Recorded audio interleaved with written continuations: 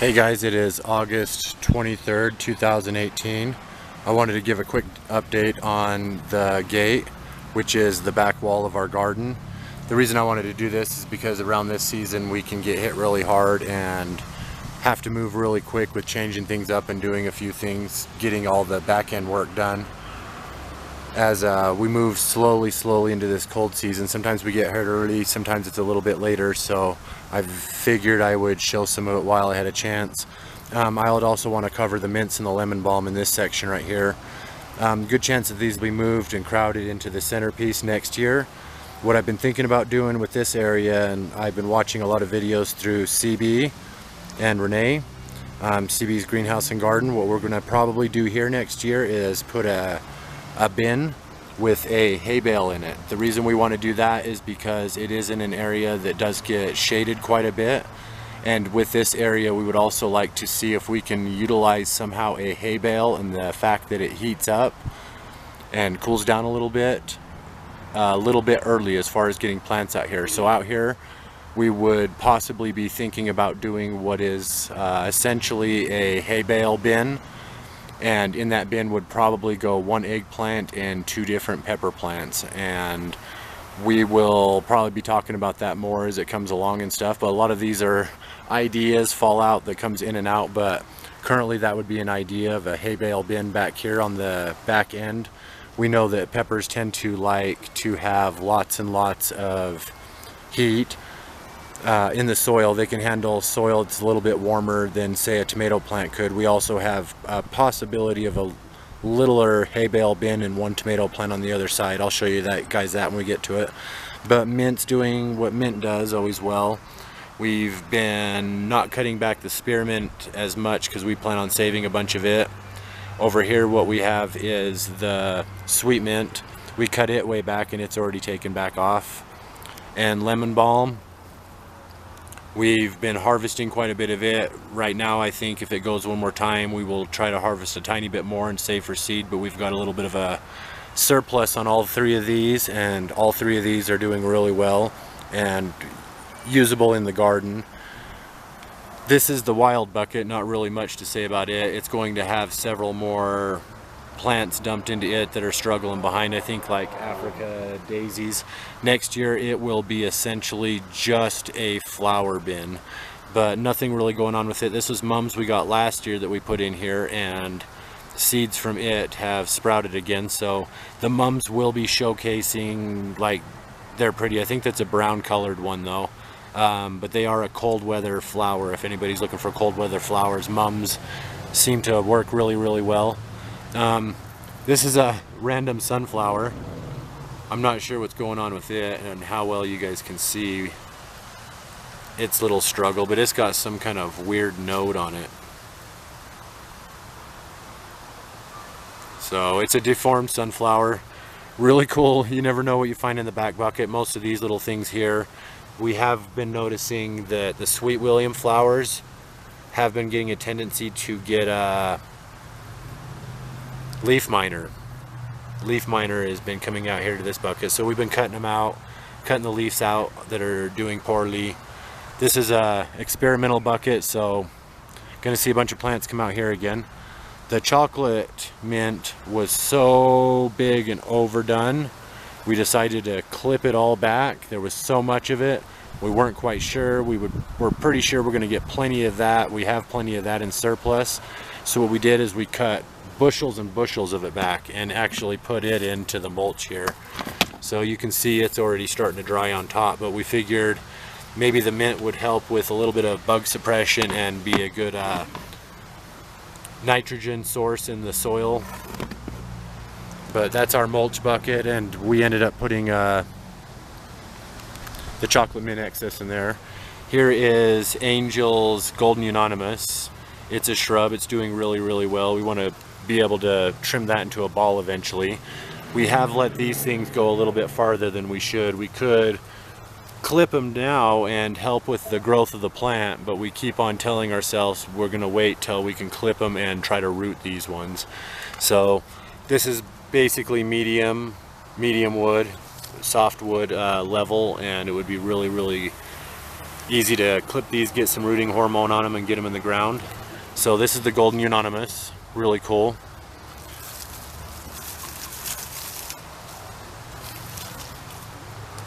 This is the Green Beauty Boxwood. I ended up clipping the tips off again too. It's been moving along really slow. One thing I did notice about container gardening is down here, we need to make sure every once in a while we have to poke the hole through to make sure it's not holding water so it still drains out. We did that, it drained out tons and tons and tons of water, so it was collecting water and not being able to drain because it had suctioned in there so well. Being that this is one of our shrubs, we just basically refertilize the top. You need to make sure you got your drainage draining out so you don't accidentally overwater. So I think that had slowed it down, but we have that problem fixed and it is starting to get some more growth tips on it and come back. That is a Green Beauty Boxwood. This is a Densiformis U. It's like a puppy dog still. It has been trimmed back, but it's being chopped and dropped straight down into it. I'm believing that a lot of these shrubs that we grow, this one's Kiddos, this one's mine, that one's Angels, are ones that we're keeping every single year. We can eventually propagate from the branches if we'd like, but more or less just a permanent kind of like landscape in these bins for the three of us that we can keep year after year. All three of these were wintered from last year, so just pulled up next to the house. This year they will be out here. Shade cloth does work really well, but I would like to develop a system on the back fence where we can remove and place it back up. What we did this year is we just zip tied it up. It does really well as far as helping out with too much sun, but some of these on the back area here we wanted to do better and they didn't get enough. So that's the three shrubs we got growing. This is a Blue Tucson rosemary that we got from a sprout store and we're growing it here. It smells very good, but we have one problem with keeping it out here. We're going to probably move it down farther this year, but birds poop on it. So FYI, keep your food away from your birds if you have them in there. But anyhow, Blue Tucson rosemary, leftover toothache plant that we don't think will make it. We just ended up pulling them since there was overcrowding. As always, we didn't do very well on the chamomile this year or the toothache plant, so those are definitely rematches. But this Blue Tucson, we are hoping it can survive a winter. It will be moved probably from this spot, but probably over or down is all.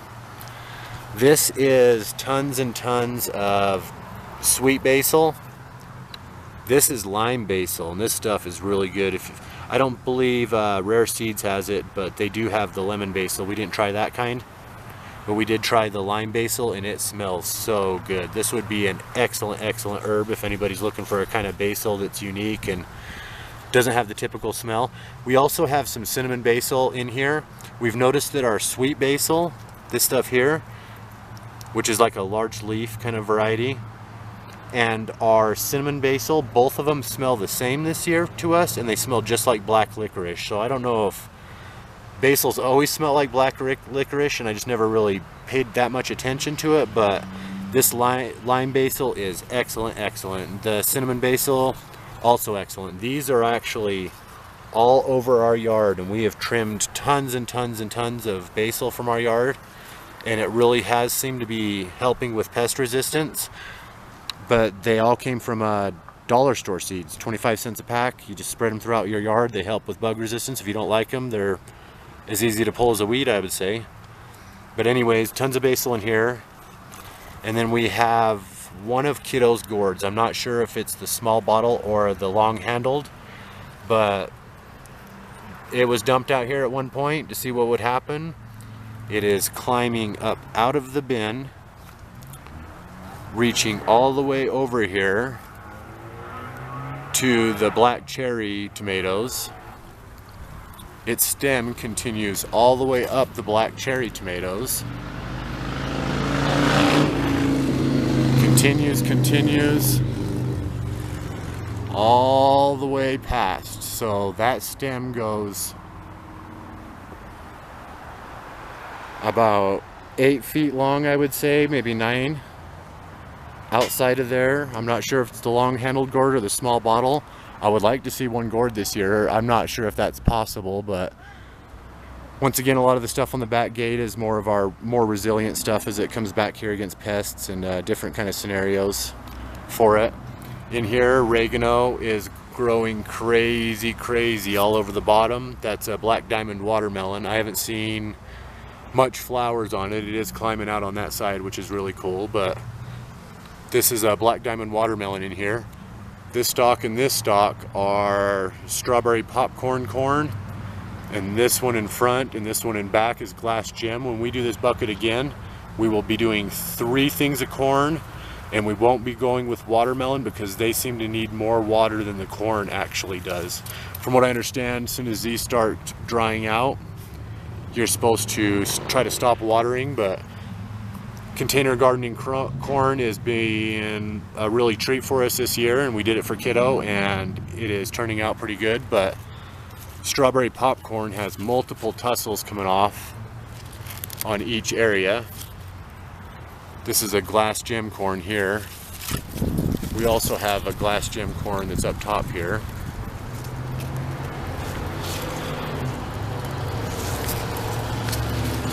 So I just learned this year, this is our first year growing corn. We just learned that you can accidentally cross-pollinate by getting the top on here, and when you do cross-pollinate, it makes a corn with actual seeds that you can notice. It changes the fruit. So I thought that that was really unique. As soon as I heard that you can accidentally cross-pollinate corn by having them too close together, I've been out here about every day shaking them on top of each other, or sometimes I break off some of these top things, put them on here. But we will probably be doing a video on this specific one all alone. It looks like this is hitting at about 12 minutes so far, and I don't want to make it too long of a video, but this is our back gate. It is August 23rd, 2018. We thought we would cover an update on this as fast as we can.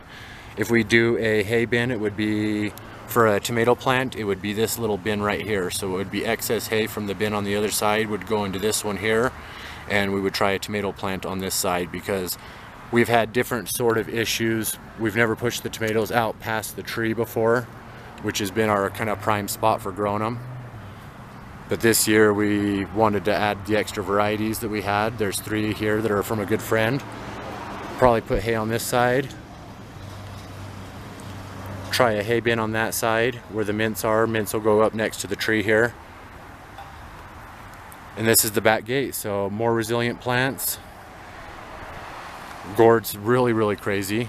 We appreciate you guys watching our videos.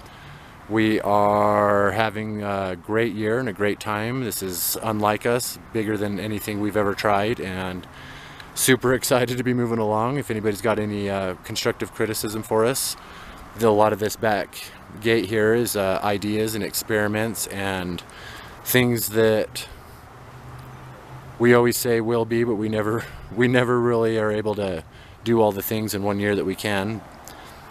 But really excited about this stuff, you guys.